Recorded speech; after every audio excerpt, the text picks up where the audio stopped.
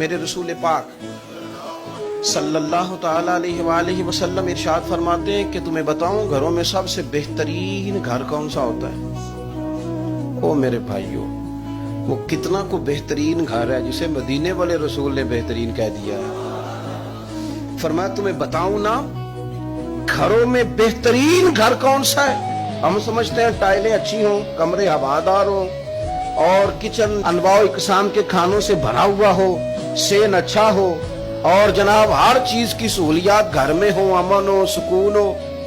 نہیں، حضور فرماتے ہیں مجھ سے پوچھو نا بہترین گھر کون سا ہے؟ تو یا رسول اللہ بتائیے، سیاستہ میں حدیث ہے، کریم رسول فرمانے لگے گھروں میں بہترین گھر وہ ہے جس میں کوئی یتیم رہتا ہو اور اس کے ساتھ سلوک اچھا کیا جاتا ہو، اچھا سلوک کیا جاتا ہو، یتیم کو رکھا جائے پھر اس کی پوری نگرانی کی جائے، اسے پورا پیار دیا جائے، اسے پوری محبت دی جائے، یتیم رہتا ہو اور اس کا خیال بھی رکھا جاتا ہو۔ اور میرے نبی کریم صلی اللہ تعالی علیہ وسلم فرمانے لگے تمہیں بتاؤں نا کہ گھروں میں بدترین گھر کون سا ہوتا ہے؟ بدترین گھر کون سا ہے؟